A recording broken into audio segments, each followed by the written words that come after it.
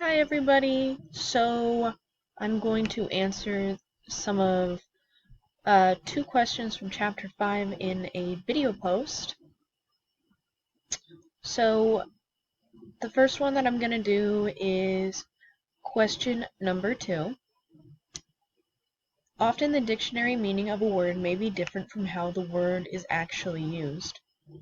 Further, there may be words that have entirely different meanings depending on the community in which it is used. A key example of this case is the word racism. Review the definition offered by Merriam-Webster Dictionary and arguments made in this article in The Atlantic. What do you believe our author would say about the difference between these two definitions and the arguments presented by Professor McWhorter in The Atlantic? Be sure to cite your text in your response. So I tried doing the link and it's not working. So I just kind of went to Merriam-Webster's website and just looked up racism. So the first thing that I immediately got was a belief that a race is a fundamental determinant of human traits and capacities, and that racial differences produce an inherent superiority of a particular race. And then I kind of did some more definitions, so I'll just read those off as well. Behavior or attitudes that reflect and foster this belief, racial discrimination or prejudice, the systematic oppression of a racial group to the social, economic, and political advantage of another, a political or social system founded on racism and designed to execute its principles. Now that's how Merriam-Webster defines them. And now I'm going to do how the article defines racism. The article defines racism as a system of advantages based on skin color. And then another thing that I found from this article is dictionaries can lag behind societal developments, and the idea that a word disputedly means what dictionaries say is simply sloppy. Words' meaning change inevitably and constantly, and not just in terms of slang. So McWhorter on that is basically arguing that we are constantly changing. Not we, the words. The words are constantly changing. So yeah. So I said I believe that the author would agree with McWhorter in this situation on the topic of words constantly changing. Meaning, on page 171, McLean states, words change meaning over time. Nice ones meant overly particular and fastidious. Today it means pleasant and agreeable. Gay once meant happy or carefree. Today it refers to homosexuality. The dictionary entry for the meaning of a word changes because we change. How, when, and why we use the word, not the other way around. Seeing this, we can assume that our author agrees with McWhorter. So then so basically, yeah, the author would agree with McWhorter in this case. I don't think that means we could 100% get rid of the original,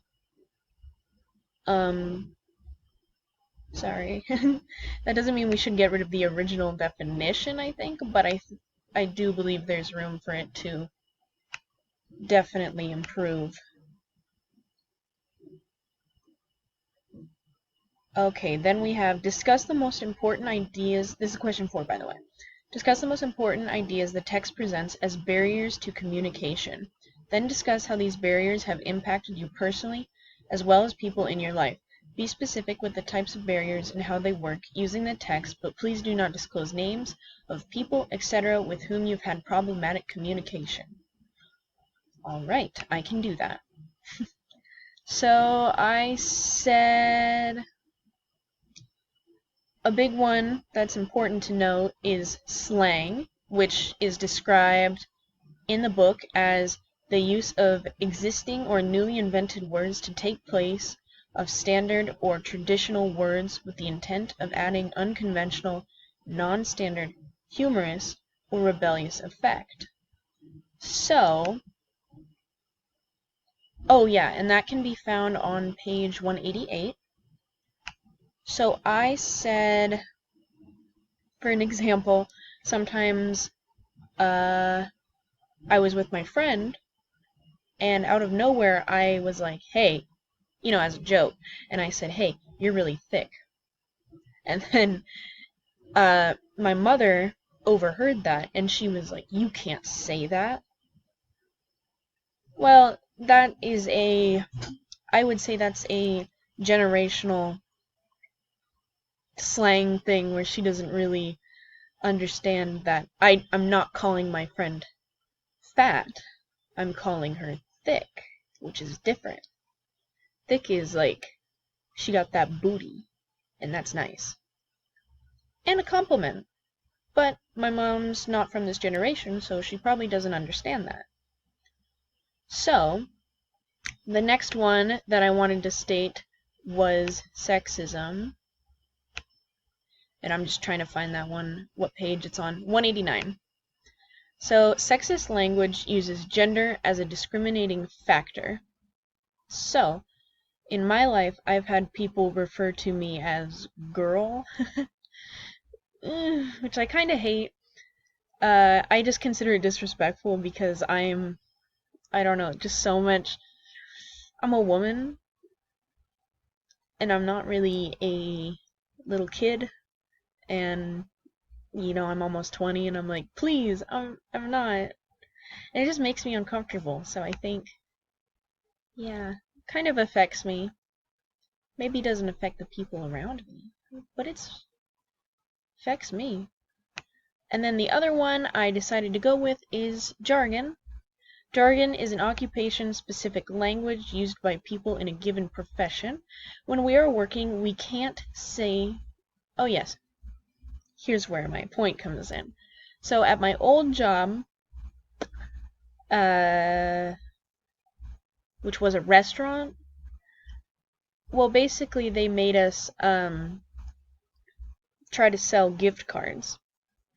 But when we're working, they don't want us to say gift cards. They're like, no, this isn't a gift card. This is money. This is our company's money. This is our company's reward card.